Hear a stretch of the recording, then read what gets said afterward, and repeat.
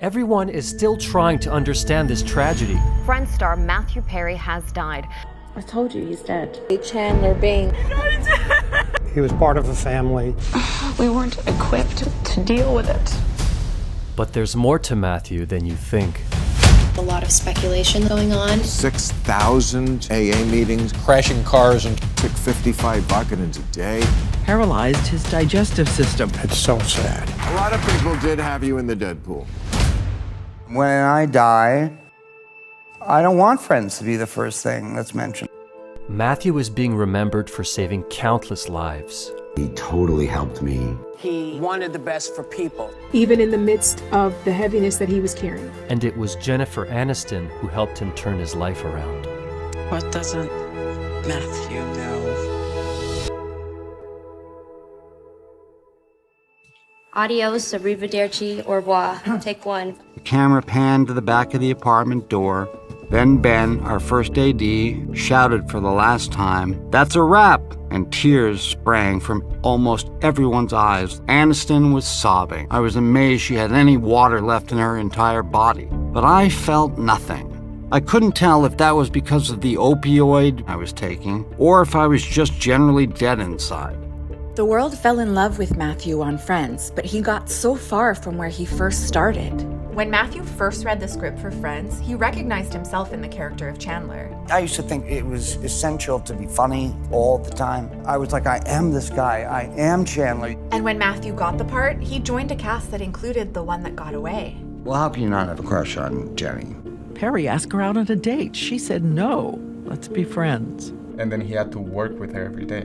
Yeah, Jen was super happy to work with her old friend. But Matthew's insecurity was getting the best of him. What people may not know about Matthew Perry is that he's probably one of the most sensitive people, as well as being funny and a genius. It made it kind of difficult to go to work because I had to pretend. You write in the book, I was kept wondering, how long can I just look at her?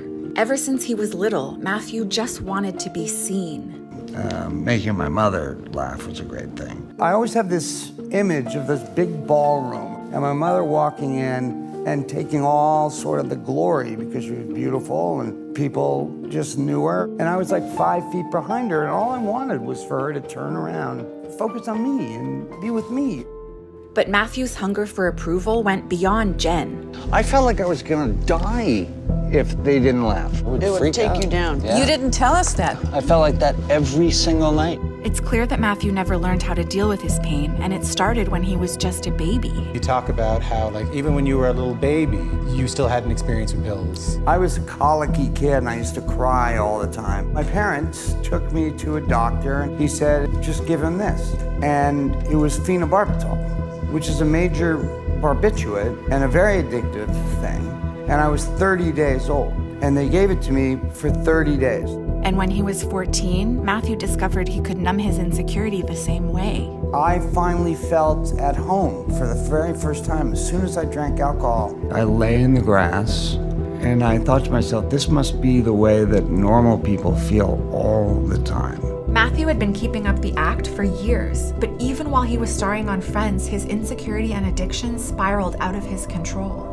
How did Chandler change as the person playing him starts to struggle with addiction? He didn't change. What was changing was me. I was taking 55 Vicodin a day. I weighed 128 pounds. I was on Friends, getting watched by 30 million people, being beaten down so badly by the disease. I would go to open houses and go to the bathrooms, see what pills they had in there and steal them. And I think they thought, well, there's no way that Chandler came in and stole from us. That's insane. Matthew thought he was hiding his pain, but there was one person who saw through it. Jenny, And she says, we know you were drinking. And I said, how? I thought I was hiding it so well. And she said, we can smell it. Imagine how scary a moment that was. And there was one moment where everybody started to see what Jen was seeing. Matthew Perry's shocking weight loss has fans and friends worried. He struggled. We didn't know. We weren't equipped to deal with it. You know, nobody had ever dealt with that. The idea of even losing him. Matthew couldn't see the love that Jen had for him until one devastating night. I was rushed to the hospital because I was in intense pain in my stomach. And by the time I got to the hospital, I was writhing on the ground. They put me on a stretcher and they ran me into emergency trauma room. And my heart stopped for 5 minutes. I was put on an ECMO machine. When you talk to any doctor, is a Hail Mary, is the last thing that you do before people die. And there were 5 people that night that were put on ECMO machine, and I was the only one who survived. Matthew had to finally face that seeking validation from others wouldn't make him happy. Only he could do it. He told the New York Times, "It's no accident that Chandler is a guy who is trying to deter his own human emotional feelings with laughter. That's what I did for years, but that could only take me so far." It was a combination of feeling like I wasn't enough, feeling like I was needy, feeling like I didn't matter. I know what that is now, and I don't suffer from it anymore.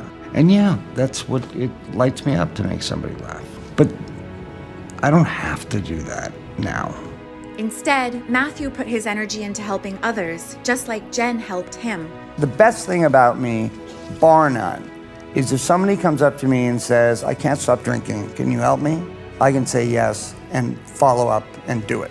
The night I went into AA, Matthew brought me in. He was so caring and giving and wise. It's a disease.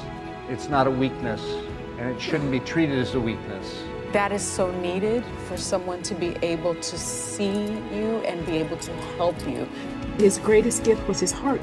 He actually gave up his house in Malibu and made it into a rehab center. In the spirit of Matthew Perry's enduring commitment to helping others struggling with the disease of addiction, we embark on a journey to honor his legacy by establishing the Matthew Perry Foundation. I was so proud of him for how he turned to trying to help other people. The one thing I got right was that I never gave up. Love always wins.